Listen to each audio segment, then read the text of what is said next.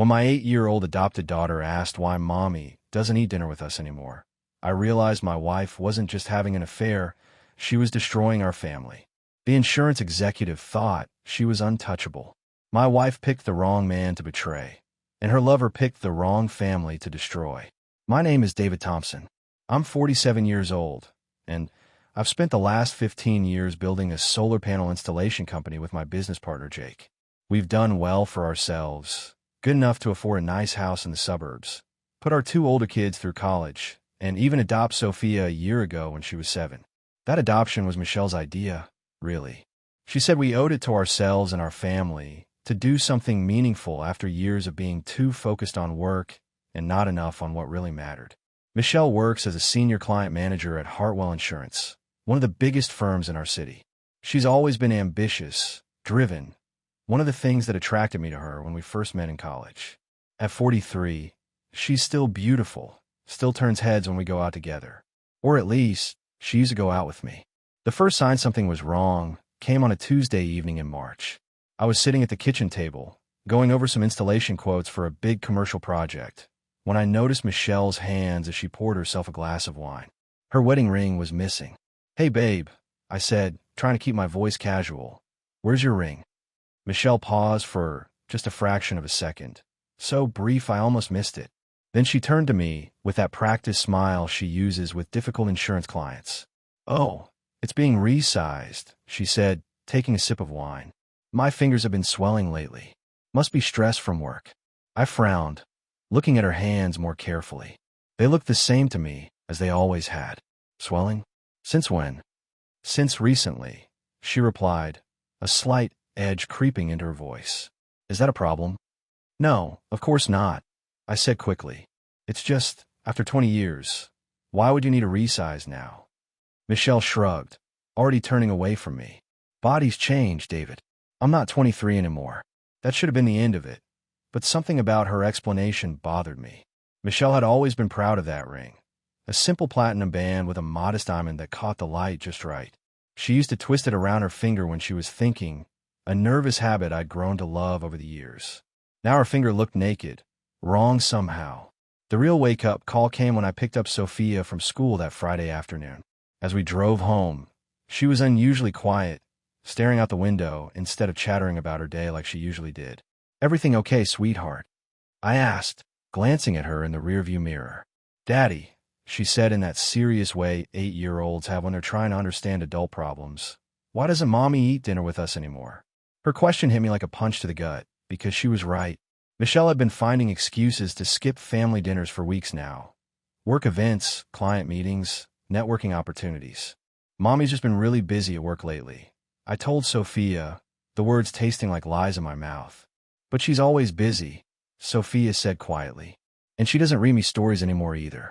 That conversation with Sophia haunted me for days. Michelle had always been devoted to our daughter, reading her bedtime stories every night without fail. Now, suddenly she was too busy, too tired, too something. I started paying closer attention to the patterns, and what I found made my stomach churn. Michelle had developed new habits that seemed designed to avoid family time. She'd leave for work earlier, claiming she wanted to beat traffic. She'd come home later, always with some excuse about client emergencies or team meetings.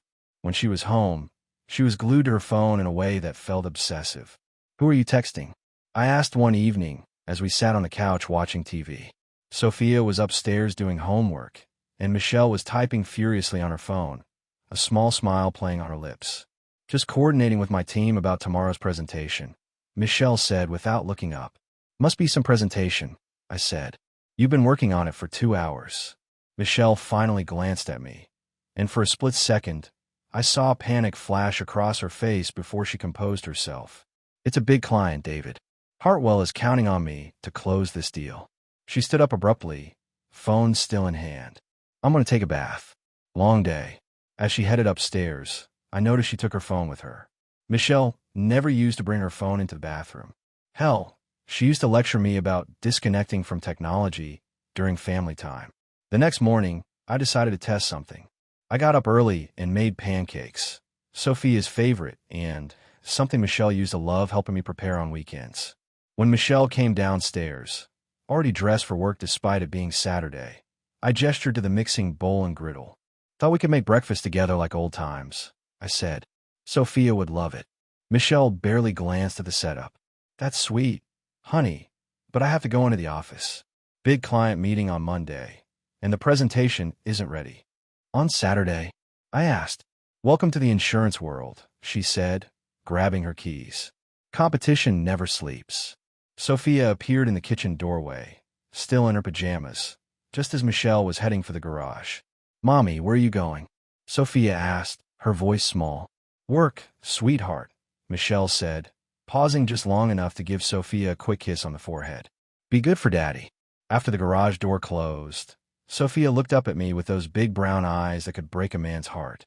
Daddy, did I do something wrong? Is that why Mommy doesn't want to be with us anymore? I knelt down and pulled my daughter into my arms, feeling something fundamental shift inside me. Whatever Michelle was up to, it was affecting more than just our marriage. It was hurting an innocent child who had already been through enough upheaval in her young life. No, baby, I said, my voice thick with emotion. You didn't do anything wrong. Mommy's just going through some things right now. But as I held Sophia and felt her small body relax against mine, I made a decision. I wasn't going to let Michelle's midlife crisis destroy our family. I was going to find out exactly what was going on, and I was going to protect the people who mattered most. Starting today, 3 weeks after the missing ring incident, Michelle announced Hartwell Insurance was throwing their annual client appreciation party. She'd been talking about it nonstop, more excited than I'd seen her about a work event in years. You should come, she said, but her tone suggested she hoped I wouldn't. It's this Friday at the Riverside Hotel. Black tie affair. Sounds fancy, I said. Of course I'll be there. Haven't seen your work friends in ages. I watched her face carefully. A flicker of panic crossed her features before she forced a smile. Great, Michelle said. It starts at 7. Friday evening, I put on my best suit and drove to the hotel. The ballroom was packed with insurance executives and their spouses, everyone trying to impress everyone else. I spotted Michelle immediately. She was wearing a stunning red dress I'd never seen before, talking animatedly with a group near the bar. What stopped me cold was the man standing next to her. Tall, athletic build, maybe 35 years old.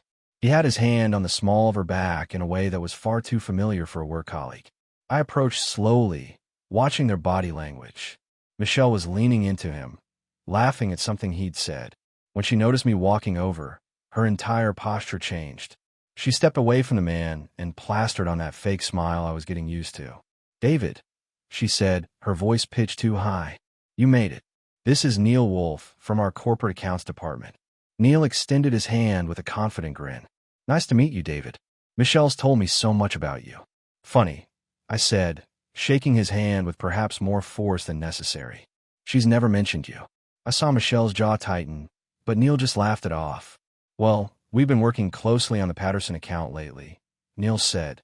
Your wife's brilliant at client relations. The way he said your wife made my skin crawl, like he was claiming ownership. For the next hour, I watched them. They tried to be subtle, but I caught the meaningful glances, the way they found excuses to touch each other's hands, the private jokes that excluded everyone else around them. When Michelle excused herself to the restroom, Neil followed a few minutes later. That's when I knew for certain. I stepped outside for some air, my hands shaking with rage. 20 years of marriage, and this is what it had come to. My wife was having an affair with some corporate pretty boy who probably drove a sports car and quoted inspirational LinkedIn posts. When I went back inside, I couldn't find either of them. I searched the ballroom, the lobby, even checked the parking lot. Michelle's car was gone. She knew I had witnessed everything, and she'd left the party. She thought I was devastated, heartbroken, maybe even defeated. But as I stood in that empty parking lot, I wasn't thinking about my broken heart. I was planning my next move. Michelle came home 2 hours after I did, slipping into bed like nothing had happened. She didn't offer any explanation for disappearing from the party, and I didn't ask. I was done playing her games. The next morning, I started building my case like I was preparing for the most important business proposal of my life. I opened a new email account and began documenting everything: dates, times, suspicious behavior, lies she told me. While Michelle was at her Saturday team meeting, I went through our home office with methodical precision.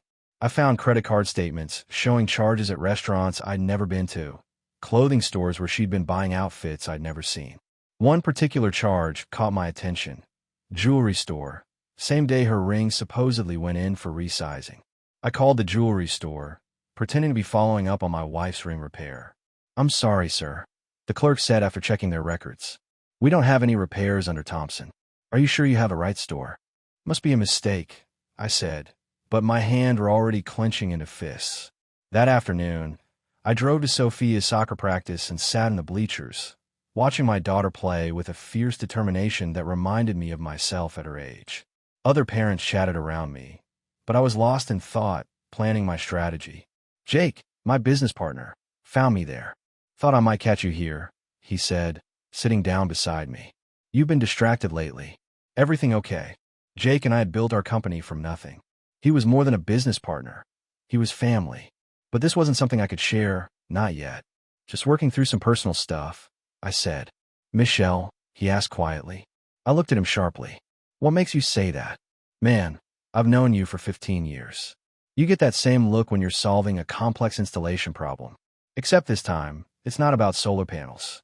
After practice, I took Sophia out for ice cream, just the two of us.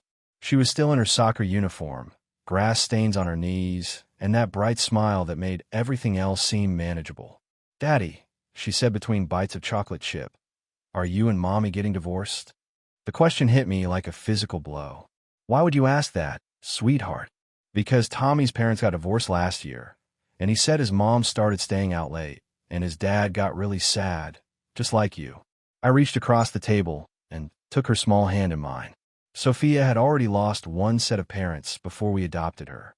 The thought of putting her through that trauma again made me feel sick. "I don't know what's going to happen," I said honestly. "But whatever happens, you're stuck with me, okay? I'm not going anywhere." She squeezed my hand with surprising strength. "I love you, Daddy. I love you too, kiddo. More than you'll ever know." That night, I made a decision. I wasn't just fighting for my marriage anymore. I was fighting for my daughter's stability, for the family we'd built together. And I was going to win. The week after the Hartwell party, I decided it was time to get serious about gathering evidence. I wasn't some jealous husband chasing shadows anymore. I was a businessman conducting due diligence on a failing investment. While Michelle was in the shower one morning, I grabbed her laptop from the kitchen counter. She'd always been careless with passwords, using the same one for everything. Sophia 2016, the year we adopted our daughter. The irony wasn't lost on me. Her email was a goldmine. Buried between client correspondence and team meeting invites, I found what I was looking for. A thread with Neil Wolf that had nothing to do with insurance policies. The messages started innocent enough. "Great presentation today," and "Thanks for covering the Johnson account," but they escalated quickly. By last month, they were planning lunch meetings, sharing inside jokes, and discussing weekend plans that didn't include spouses. One message made me grip the laptop, so hard I thought I might break it. "Can't wait to see you tonight. Dee is working late on some solar project, so we'll have the house to ourselves until 9. My house. They've been meeting in my house while I was working to support our family. The most recent exchange was from yesterday. "Hotel room is booked for Friday. Room 412, Riverside Hotel. Tell David you're at the quarterly training seminar." I took screenshots of everything, saving them to a cloud account Michelle didn't know about. Then I sat back and processed what I'd learned. My wife wasn't just having an affair. She was planning overnight trips with her lover and using our home as their meeting place. I heard the shower turn off upstairs and quickly closed the laptop, positioning it exactly where Michelle had left it. When she came down 15 minutes later, I was calmly reading the newspaper and drinking my coffee. "Morning," she said, grabbing the laptop. "I need to review some files before my first meeting. Have a good day at work," I said without looking up. "And good luck with that quarterly training seminar on Friday." I saw her hands freeze on the keyboard, but she recovered quickly. "Right, the seminar. Should be informative." After she left, I called Jake. "I need you to handle the Morrison installation on Friday," I said. "Something's come up." "Everything okay?" "It will be," I said. "After Friday, it definitely will be." Friday afternoon, I told Michelle I was going to be working late on a complex commercial installation. She practically lit up with excitement, barely able to contain her enthusiasm about her training seminar. "Don't wait up," she said, giving me a kiss on the cheek that felt like a betrayal. These seminars run late, and there's usually a networking dinner afterward. I'll probably crash early anyway, I said. Big day tomorrow. At 6 o'clock, I parked across from the Riverside Hotel and waited. Michelle's car pulled up 20 minutes later. She handed her keys to the valet like she'd done this before, then walked into the lobby wearing a dress that cost more than most people's car payments. Neil was waiting in the lobby, and watching them embrace made my jaw clench so hard I thought my teeth might break. They went straight to the elevators, not even bothering to check in separately. I gave them 30 minutes, then walked into the hotel myself. The desk clerk was a young kid who looked like he'd rather be anywhere else. "Excuse me," I said, sliding a 20 across the counter. "My wife checked in earlier, but forgot to give me the room number." "Michelle Thompson." The kid glanced around nervously, then typed on his computer. "Room 412, sir." I took the elevator to the 4th floor and stood in front of room 412, my heart pounding like a war drum. I could hear voices inside. Michelle's laugh, then a man's voice I recognized from the party. I raised my hand to knock, then stopped. This wasn't how I wanted to play it. Catching them in the act would give them both a chance to manipulate the situation, to make me look like the jealous husband who couldn't trust his wife. Instead, I went back to my truck and waited. I had all the evidence I needed. Now I needed to plan my next move carefully. They came down together 3 hours later, looking disheveled and satisfied. Michelle kissed Neil goodbye in the lobby like they were a real couple, then drove home to her husband and daughter. When she slipped into bed beside me an hour later, she smelled like hotel soap and another man's cologne. "How was the seminar?" I asked in the darkness. "Educational," she said.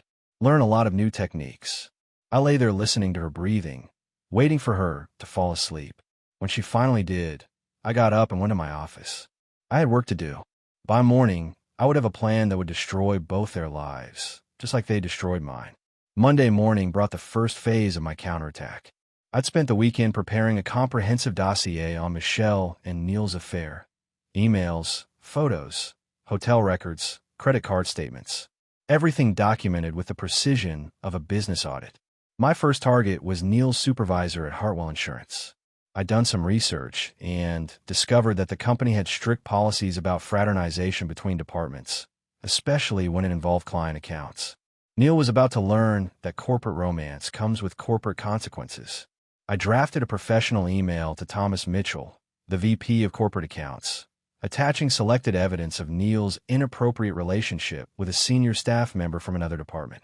I kept it factual, businesslike. No emotional language. No personal vendettas. Just a concerned party bringing potential liability issues to management's attention. The second email went to Hartwell's HR department. Michelle might work in client management, but HR handled all disciplinary actions. They needed to know that one of their senior managers was using company resources and time for personal affairs. By Tuesday afternoon, the dominoes started falling. Michelle came home looking shaken, her usual confidence replaced by barely controlled panic. "Everything okay at work?" I asked, watching her fumble with her phone. "Some ridiculous complaints about office relationships," she said, her voice tight. "People have too much time on their hands." "Complaints about you?" "About inappropriate workplace conduct in general," she snapped. "It's all nonsense, but HR is to investigate everything these days." I nodded sympathetically while mentally calculating my next move. Phase 1 was working perfectly. That evening, while Michelle was upstairs taking a suspiciously long phone call, Sophia approached me in the kitchen. "Daddy, is Mommy in trouble at work?" she asked, her 8-year-old instincts picking up on the tension. "Why do you ask, sweetheart?" "She's been crying a lot, and she keeps talking on the phone in angry whispers." I knelt down to Sophia's level, looking into those trusting brown eyes. Sometimes grown-ups have problems they need to figure out. But no matter what happens, you and I are going to be just fine, okay? She hugged me tight, and I felt that familiar surge of protective rage. Michelle had chosen to put our daughter through this emotional turmoil for her selfish desires. Whatever sympathy I might have felt for my wife evaporated in that moment. Wednesday brought news that Neil had been placed on administrative leave pending investigation. Michelle didn't mention it directly, but her increasingly frantic phone calls told the story. Their little paradise was crumbling, and they were both scrambling to save their careers. "I might need to work late again tonight," Michelle announced at breakfast, not meeting my eyes. Of course, I said. I'll handle dinner and Sophia's homework. What Michelle didn't know was that I'd already confirmed Neil was banned from the Hartwell building. If she was meeting him tonight, it wouldn't be for work. As I watched her leave that morning, looking defeated and desperate, I felt no pity. She'd made her choice when she decided our marriage wasn't worth fighting for. Now she could live with the consequences of that choice. The war was just beginning, and I intended to win decisively. Thursday evening, Michelle announced she was attending a crisis management meeting at Hartwell. Given that Neil was suspended and couldn't enter the building, I knew she was lying again. But this time, I was ready for her. I'd spent 2 days researching their usual meeting spots and had a good idea where they'd go to plan their damage control. The Riverside Hotel was out, too risky after Neil's suspension. They'd need somewhere public, but private, somewhere they could talk without being overheard by coworkers. I found them at Bellamy's, an upscale wine bar downtown. They were sitting in a corner booth, heads together like conspirators, both looking stressed and defeated. Perfect. I didn't approach immediately. Instead, I took photos from across the room. Nothing invasive, just documentation of them meeting despite Neil's work suspension. Then I did something that would have been unthinkable to me a month ago. I called Jake. I need you to meet me at Bellamy's wine bar, I said. Bring your phone and be ready to record. David, what's going on? I'm about to end this thing once and for all. Jake arrived 15 minutes later, and I quickly explained the situation. He'd suspected something was wrong for weeks, so the revelation didn't shock him as much as I'd expected. You sure about this? He asked. Look at them, I said, nodding toward the booth where Michelle and Neil were still huddled together. She chose him over our family, over Sophia. She needs to understand that actions have consequences. I walked over to their table, Jake following at a distance with his phone ready. Michelle saw me coming and went white as a sheet. Evening, Michelle, I said calmly, sliding into the booth across from them. Neil. Neil started to stand, but I gestured for him to sit back down. We need to talk. David, this isn't what it looks like, Michelle began, but I cut her off. It's exactly what it looks like, I said. My wife of 20 years, having secret meetings with her suspended co-worker while lying to her husband about crisis management meetings. Other patrons were starting to notice the tension at our table. Good. I wanted witnesses. You're both fired from our family. I continued, my voice steady and cold. Michelle, I've already contacted a divorce attorney. You'll be served papers tomorrow. Neil, if you come within 50 feet of my wife, my daughter, or my property again, we're going to have a very different kind of conversation. Neil finally found his voice. Look, man, I never meant for this to happen. But it did happen, I said, standing up. And now you both get to live with it. I looked down at Michelle, who was crying silently. For a moment, I remembered the woman I'd fallen in love with in college, the woman who'd wanted to adopt Sophia to give a child a better life. You had everything, I said quietly. A family, a home, a daughter who adored you. And you threw it all away for this. I walked away without looking back, Jake beside me documenting everything. Behind us, I could hear Michelle calling my name, but I didn't turn around. Outside, Jake put his hand on my shoulder. You okay? I will be, I said. After tomorrow, I definitely will be. The divorce papers were served to Michelle on Friday morning while she was at her temporary job at a small insurance agency across town. Hartwell had terminated her contract after the investigation revealed the extent of her inappropriate relationship with Neil. I was at Sophia's school for her parent-teacher conference when my attorney called with the update. She's not contesting the divorce, Jennifer told me. Her lawyer advised her that fighting it would only make things worse, especially given the evidence we have. What about custody? She's agreed to joint custody, with you having primary residence, weekends and holidays with her, assuming she can maintain stable employment and housing. I felt a mix of relief and sadness. Relief that Sophia wouldn't be caught in a lengthy custody battle. Sadness that it had come to this at all. Mr. Thompson, Sophia's teacher, Mrs. Garcia, was looking at me with concern. Is everything all right? Sorry, I said, putting my phone away. Just some business matters. You were saying about Sophia's progress. She's doing well academically, but I've noticed she seems more withdrawn lately. Has there been any stress at home? I chose my words carefully. We're going through some family changes. Sophia will be living primarily with me going forward. Mrs. Garcia nodded with understanding. She's mentioned that you've been spending more time together. The father-daughter activities seemed to be helping her cope. After the meeting, I picked Sophia up from her after-school program. She climbed into my truck with her usual enthusiasm, chattering about her day. "Daddy, Jenny's parents got divorced last year, and now she has 2 bedrooms and gets twice as many Christmas presents," she said matter-of-factly. "Is that what's going to happen to us?" I pulled into our driveway and turned to face her. "Sophia, your mom and I are getting divorced. That means we won't be married anymore, but we'll both still love you just as much. Will I still live in our house?" "Yes, sweetheart. This is your home, and it always will be." She thought about this for a moment. "Will Mommy be okay?" The question broke my heart. Even after everything Michelle had put us through, Sophia is still worried about her mother's well-being. "Mommy will be fine," I said. "She's going to live in a new apartment, and you'll get to visit her on weekends and holidays. But you'll still be here when I come home from school. Every day, I promised. You're stuck with me, kiddo." That evening, Michelle came by to pack some of her belongings. We barely spoke, but I watched her say goodbye to Sophia with tears in her eyes. "I'll see you this weekend, baby," Michelle told our daughter. "We'll do something special together."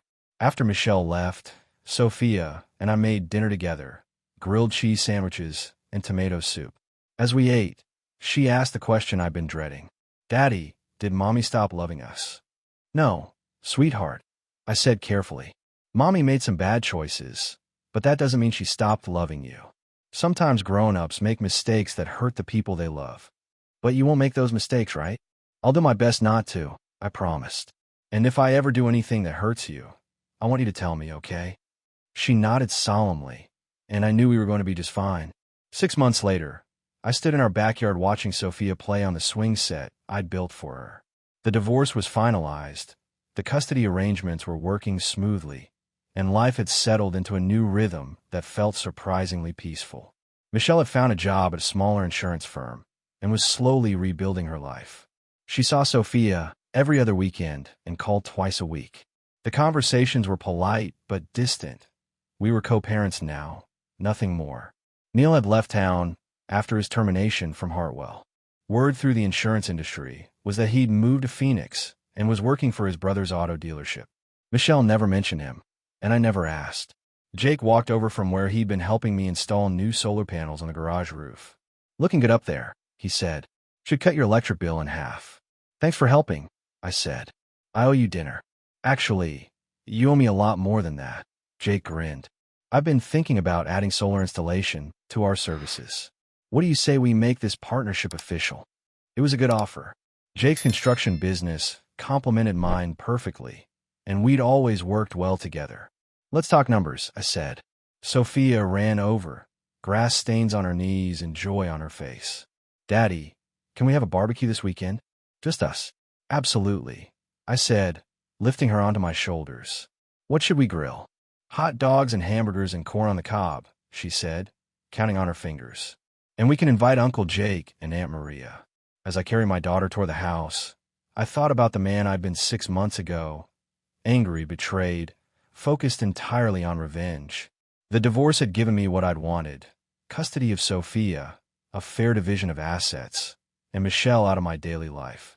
But the real victory wasn't in destroying Michelle's career or humiliating her publicly.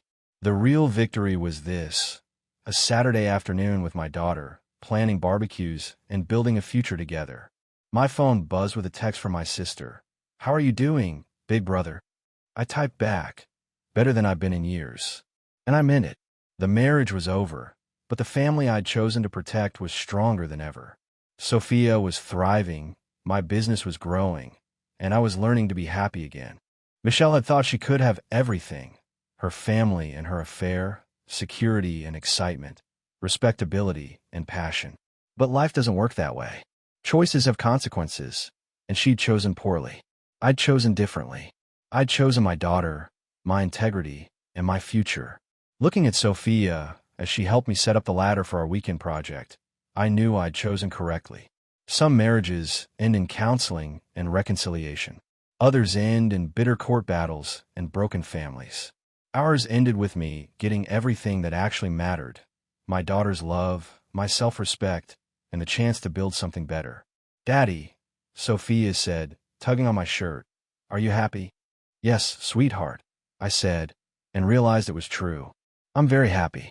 For the first time in years, I was exactly where I was supposed to be.